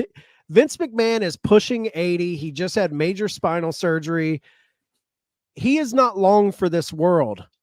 I know he seems like he's unkillable, but he is not long for this world. Ari Emanuel is not going to hitch his wagon to a horse that is in the back nine of his life. He knows that Triple H is integral to this company. Nick Khan is great. He's a smart businessman, but Nick Khan is not a wrestling mind. Ari knows where his bread is buttered. There's a reason why he has kept Dana White at the helm of UFC through all of these scandals that Dana White has been involved in. He still pushes Dana because Dana has a mind for that business. They're not pushing Triple H out. Triple H is fine. All is fine. I see Triple H being a leading mind in WWE for many years to come, as long as his heart holds up. Absolutely. I think it's going to be very interesting to watch a lot of the filings. And the other thing that we kind of see in the next three stories kind of have to do with all this going on is WWE Endeavor is expected to officially close in September, where that seems official. And it takes a long time to get all the ducks in a row and, dot the I's and cross the T's sort of situation, as cliche as it might sound. But the other thing that came out of this second quarter earnings report is that there will be, quote, cost savings and synergies happening immediately, which means that we could see extensive layoffs. This could be behind the scenes. Of course, we always talk about duplicate positions where you have 2 HRs, 2 people doing accounting, and you're going to obviously consolidate. But this might bleed over to the roster where some of these mass signings they had made, they could find a way to get rid of them. Maybe it's a different mindset. There's going to be different masters to answer to. Someone's not going to be able to collect a paycheck and be paid for. Right. Remember when JTG was like on the roster, no one realized forever? That's not going to happen anymore. This is going to be a fine-tuned ship. If they want you there, they're going to keep you there. But anytime you see cost savings and synergies happening immediately, it makes me think talent cuts. And maybe we'll see that moving into the run after the summer here, which is kind of interesting. Yeah, and I know a lot of people are like, oh, they're not going to cut major talent. And I don't think they will either. I don't think they're going to, obviously they're not going to get rid of guys who make them money. True. But wrestling fans who are just wrestling fans and are not familiar with Endeavor and Ari, they're not opposed to cutting fat either. Like when they took over UFC, when the Fertitta brothers, who were, the main owners with Dana White of Zuffa, which was the parent company of the UFC initially, when Endeavor bought that company out, a lot of people left. There was a lot of restructuring going on. I mean, Joe Silva, their matchmaker for long time, he left. He wasn't fired. I think he took a buyout and just went and sailed off into the sunset. But there were fighters, rosters were trimmed. Chuck Liddell, famous fighters in the UFC that had sweetheart deals and were getting paid to be kind of ambassadors of the sport. Those jobs were done away with. Those fighters were kind of put out to pasture, for lack of a better phrase. But don't be surprised if there is a big money talent who's not doing a whole lot if they're cut out. I mean, that's why I think this Bray situation is important, because we know that he's a big money man. He probably got brought back. And if he's not panning out, I wouldn't be shocked if a guy like that would be cut. They're not going to keep a big talent on the payroll with a large price on their head if they're not giving you something on TV. So I think it's more of a restructuring business-wise with the suits that we don't see. But I would not be shocked if a few talents got cut. I think more so it'll probably be like performance center people or people we don't know, and they'll keep the main faces. But if there was like one big face that wasn't really like contributing that got cut out, I wouldn't be shocked by it. And we also talked about this UFC class action lawsuit happening, as you mentioned, all the way back to 2014, an antitrust type of thing. We hear conversations that, and we reference it, could be bad news for WWE. And during the latest Wrestling Observer Radio, Dave Meltzer was talking about how this could affect WWE in the wake of the Endeavor merger. And, a lot of the stuff he was talking about had to deal with monopolization of the market and giving a fair market price for these competitors, whether they be fighters or pro wrestlers. There has to be a lack of monopolization, for lack of a better word. And Meltzer said the judge authorized it as a class action lawsuit and basically did an 80-page ruling that was pretty devastating if you read it. He basically said the UFC used coercive tactics to keep the pay low. Among those things are signing one-sided contracts that don't allow people to go anywhere else. Sound familiar? Limiting free agent and keeping competitors down and buying up competitors. I mean, take away UFC from that. That sounds like WWE. They liquidated WCW, ECW down the line. And we did see Meltzer reference that in the newsletter, talking about how precedent was set that it didn't affect the market. The existence of AEW could really kind of be good for WWE in a lot of ways, because there is a secondary competitor. If we were living in a world where there's only New Japan Pro Wrestling and Impact before AEW existed, and this, because I mean, like you said, this was filed in 2014, well before AEW even existed.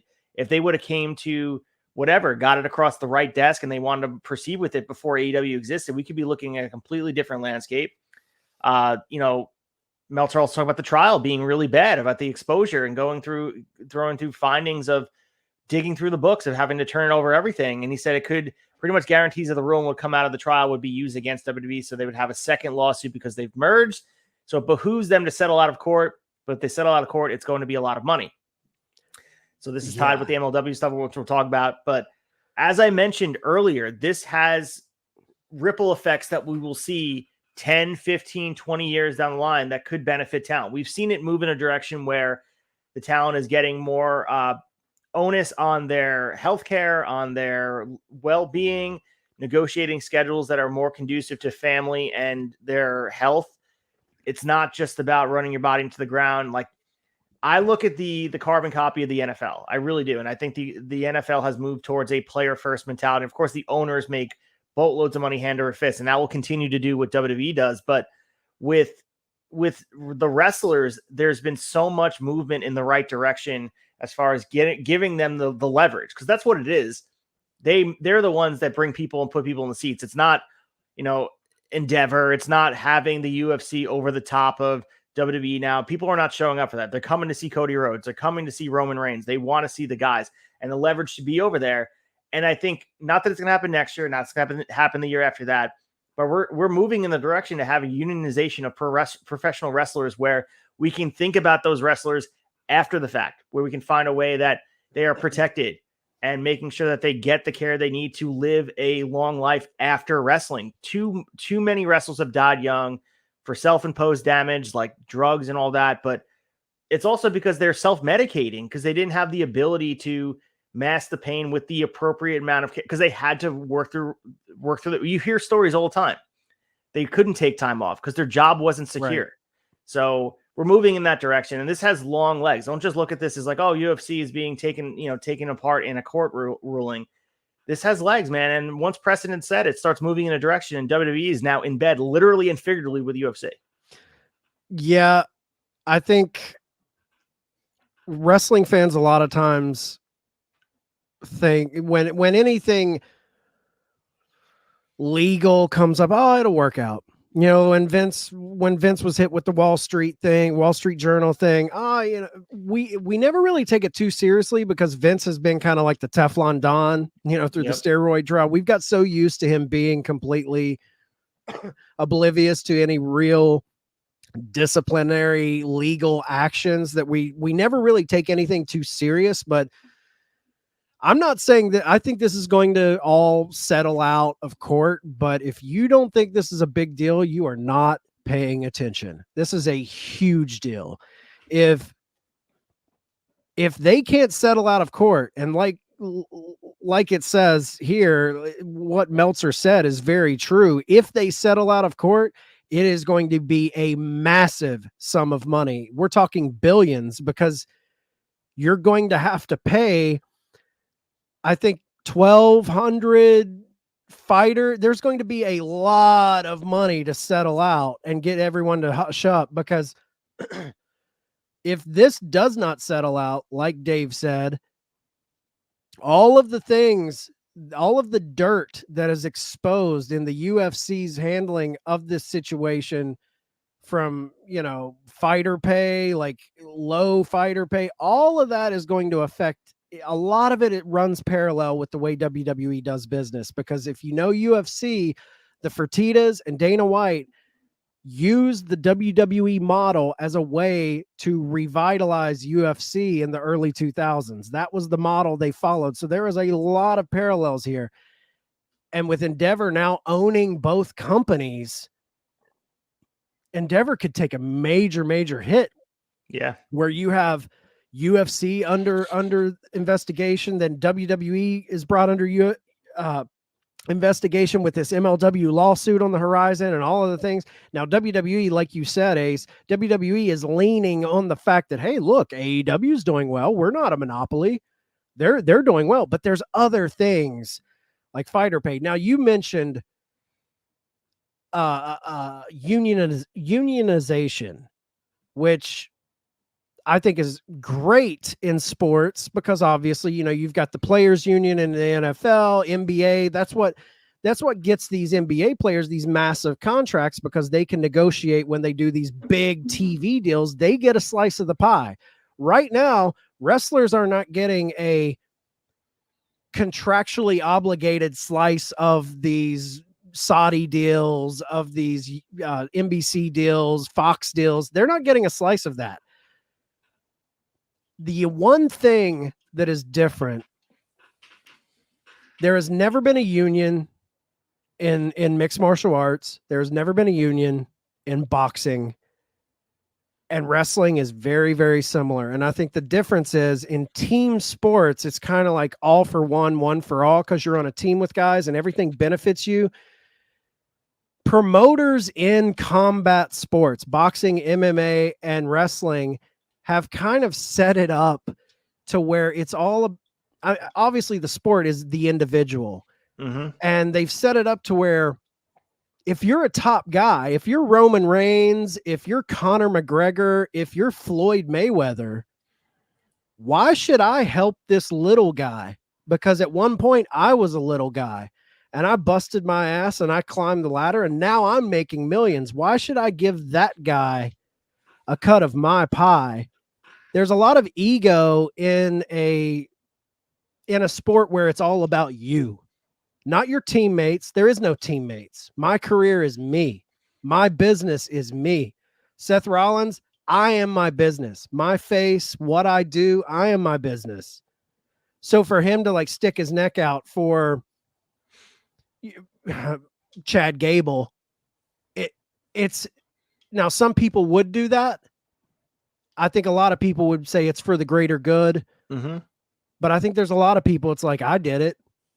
Do it yourself. You know, right. there's a lot of ego in it. For sure. And it will take time, and the right person has to be at the top of the list to do it. And are those people in wrestling right now? Maybe they're not. But I think eventually it's moving in a direction where the leverage is there more now than ever. There's an opportunity, and maybe the wrestlers look at it as we have the spot to. It would be great to do it. And it could be good eye wash too for this absolutely. Sport thing. Like, oh, you know, but unionization changes the way things work, and you're not going to be able to cut people at a whim. They're not independent contractors. It's not the 90-day non-compete. We can see people show up the next night. There's a lot of stuff that would benefit them. And I am pro union. Like I think it helps the little man for sure. And it gives you, you fight. Why should these companies be making all the money when you're the guy going out and busting your ass? Like it elevates that.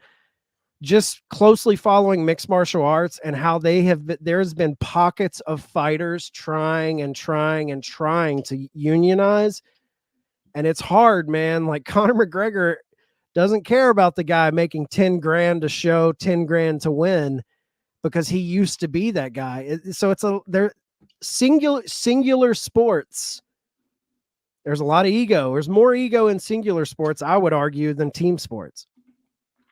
100%. And as we look towards the future here, the MLW lawsuit, and we hear words, and we've been covering it at length here, and according to PW Insider, that we're hearing from one party involved that is becoming, quote, unduly burdensome. So MLW's lawsuit against WWE alleges that they've engaged in monopolistic practices, which have stunted the growth, kind of copy and paste what UFC is going through. And MLW they're staying the course. And MLW has reportedly requested access to communications between Live Nation and WWE in regard to their other promotions booking Live Nation arenas.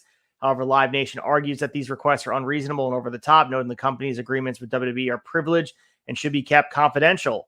So now you're getting ticket sales being involved in how they're promoted. This is fascinating. MLW is, you want to talk about working for the greater good without probably being the ones that benefit from it. MLW is trying to fight for future promotions that want to be in a spot that are not going to be stomped on by the giant of the industry, where they're going to be completely stunted from the knees up. And good for MLW, man. They're, Court Bauer and the crew are just like, no. And this all, if you go back to it, starts with the War Games concept. Like that was the initial the gripe they had with each other, and it's been petty since day one with WWE and MLW. Which you got to wonder. It seems personal that they're focusing on Major League Wrestling, because they don't really bother with anybody else. But I think MLW is kind of this gnat, for lack of a better term, that won't go away, and they keep bothering. They keep flying into the eye of WWE, and this might be like the precursor to all the other stuff. That it's the domino that if that falls, then it could set other things in motion. So it's a big deal here. Yeah, it just cracks me up that Live Nation Entertainment comes out and says it's an unreasonable ask to, like, MLW's lawyer is requesting all of the information between WWE and Live Nation. This is like,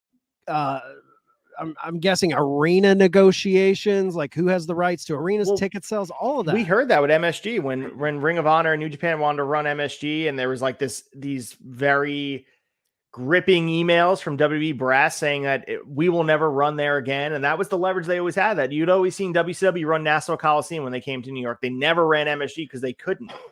Not for, I mean, if they paid the money.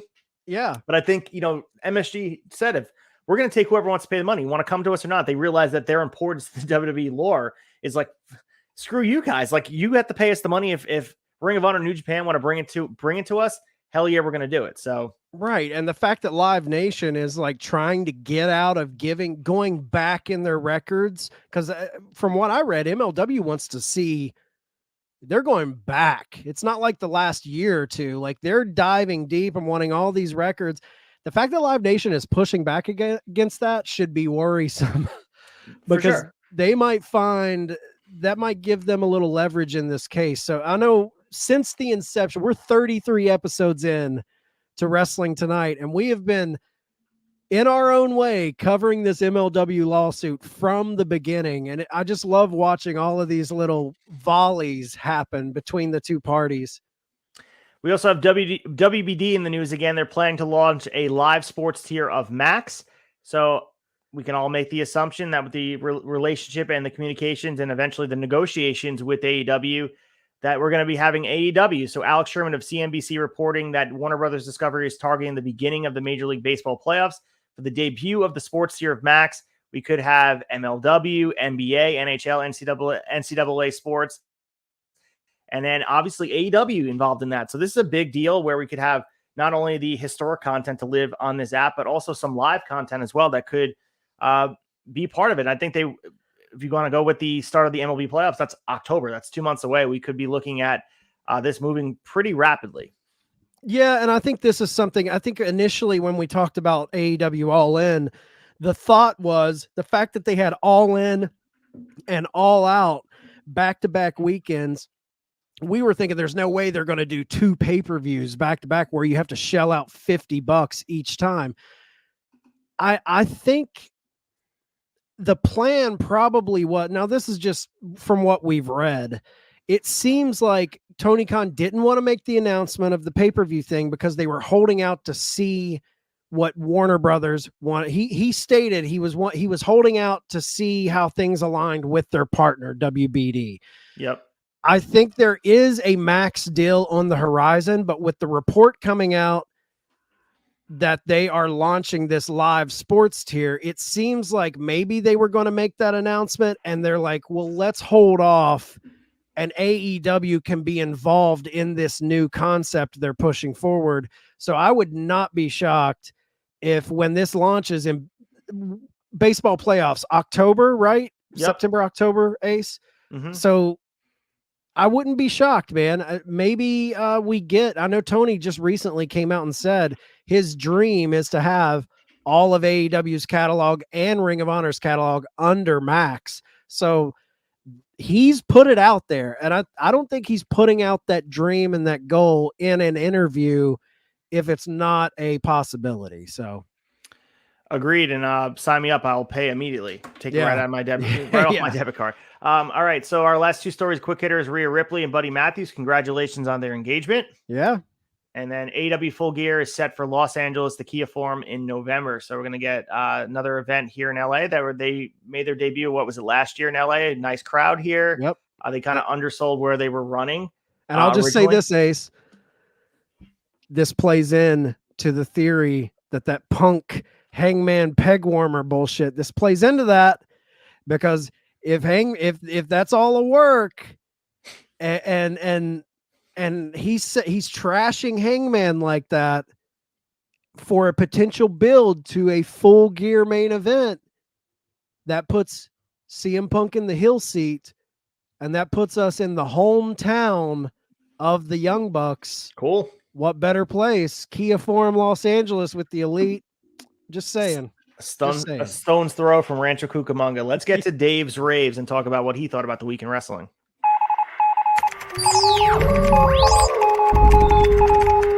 Dave raves. So the newsletter this week was fascinating to read. He covered SummerSlam at length. He talked about all the stuff we talked about with the UFC antitrust lawsuit, but mostly here we're going to cover the match of the week, which he thought was Will Ospreay versus El Phantasmo from August 6th in Osaka, Japan, part of the G1 Climax. I thought it was the best match of the tournament thus far. Will Ospreay kind of has been involved with every single one of the best matches of this tournament, and he continues to have some of the best matches of the year. 2 of the best matches at the top of everyone's match of the years, and he also was Wrestler of the Week. And Meltzer kind of gave a nice glowing review of him. He said Will Ospreay even noted that with all of this going on, New Japan, which also ran Saturday night in Osaka for G1, wasn't getting the attention going in. But he said that he and El Phantasmo, the main event on that show, would be the best thing of the night, which was the same night as SummerSlam. It was Collision as well. Meltzer did agree. He said while WWE and AEW had good matches, nothing they had was close to Ospreay's match with Phantasmo. And as far as UFC goes, there was nothing that great. And Paul versus Diaz was far from the high-level boxing or competition. So, yeah, Will Ospreay kind of continuing his drive towards being and arguably the best wrestler in the world right now in ring, pound for pound. He should have won G1. Him or David Finlay. He should, man. I didn't get to see the Ospreay Phantasmo match, but I'm a big fan of Phantasmo. Dude is great, and obviously Ospreay is incredible. Ospreay had one of the best G1 tournaments that anyone's had. I mean, you can go back to Okada's 2 years ago, but Will Ospreay's was up there, and he continues to drive towards legendary status. The guy we talked about, he's limiting indie bookings. He's going to be focused on the main promotions, the main matches. And we're seeing the benefit of that because even though he's banged up and he's saying he has a lot of stuff going on with his body, we're getting the benefit of him being able to go all in instead of working these one-off shows. He's doing it on a national stage and well-deserved. I think he should kind of preserve that stuff and focus on those Omega matches, the El Phantasmos over there in New Japan Pro Wrestling and also AEW eventually. Yeah. I would love to see him come over to the States, and he is loyal, man. He's always loyal to that company, but I wonder if he's he's questioning that loyalty. He might get the biggest reaction at Wembley, and I can't wait to see it. So, Oh yeah, man. all right, let's get to the week ahead and talk about the week ahead in wrestling. The week ahead.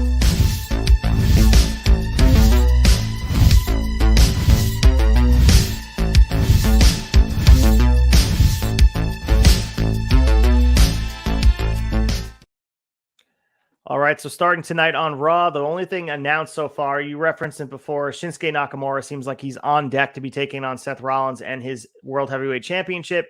He's going to be cutting a promo. So we'll get Shinsuke in a top spot. I happen to love this, and maybe even have him take the title off him. I would love to see. I love Shinsuke in this spot being a top guy. He is a top guy. I was a fan of Raw last week, and I'm not 3 hours match.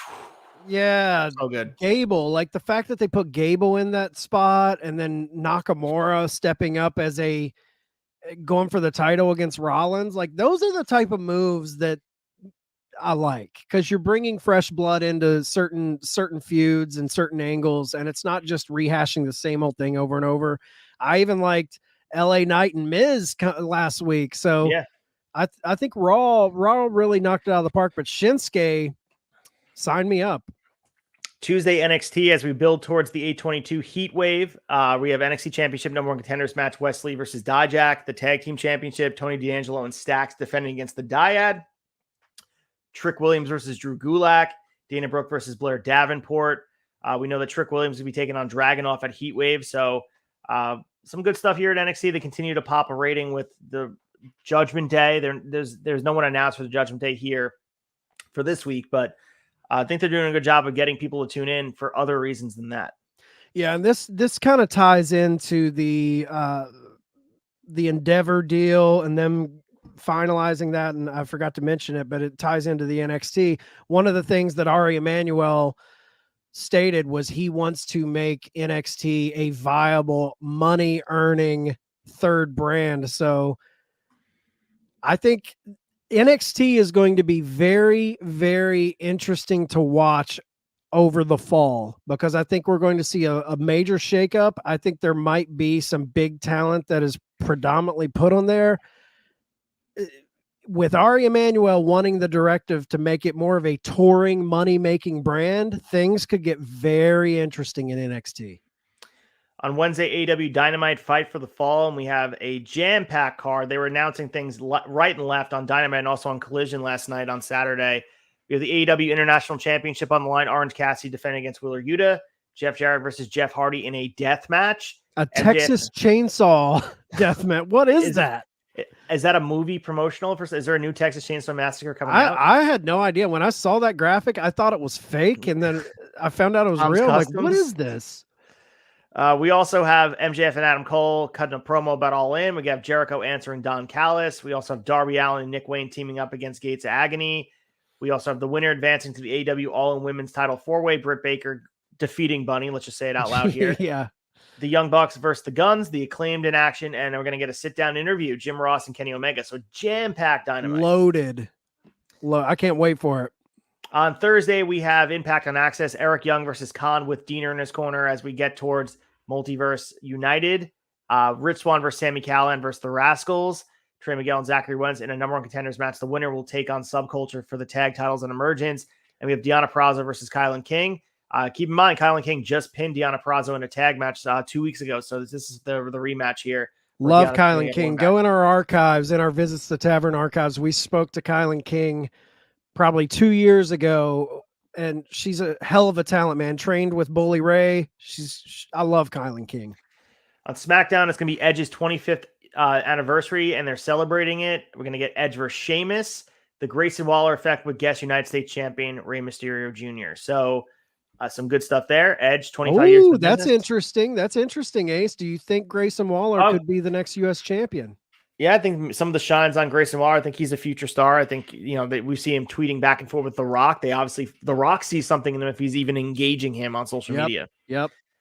And on Collision Saturday night, Darby Allin versus Christian Cage and Willow Nightingale versus Diamante. Some good stuff there. And keep an eye on the Diamante Mercedes Martinez union, because there's a report out there that Thunder Rosa is close to returning. and she's a collision gal. So I would not be surprised if they put Diamante, Mercedes Martinez, and Thunder Rosa together in a heel faction. I would love that. And next Saturday, if you're looking for more wrestling to watch, New Japan Pro Wrestling All-Star Junior Festival USA from the ECW Arena 819. Nick Wynn and Jordan Oliver teaming up against El Desperado and Mao. Philly Cheesecake Cup ladder match, Hiromu Takahashi and Rocky Romero versus Master Wato and Blake Christian versus Doki and Lowrider. So if you're in Philly and you're looking for more wrestling to check out this weekend, ECW Arena is still kind of thriving, hanging and banging with those walls are still seeing some great wrestling. And if those walls could speak, brother. Oh, man, iconic. And then All In on Wembley, give you guys the lowdown on what the card. And keep in mind, it's a midday show, and we're going to have emergence later in the night so you can lock down, grab some pizza, order in, and hang out all day watching wrestling. At All In, we have AEW World Championship on the line, MJF defending against Adam Cole, AEW Tag Team Championship on the line, FTR versus the Young Bucks, the Women's Championship, it's Hikaru Shida defending against Toni Storm, Saraya, and clearly Britt Baker. Sting and Darby versus Swerve Strickland and AR Fox in a coffin match. And in the pre-show, the 0 hour ROH Tag Team titles, Aussie Open defending against MJF and Adam Cole. We're going to get Jericho Ospreay. We're probably going to get Orange and Moxley. The card's shaping out to be very, very good.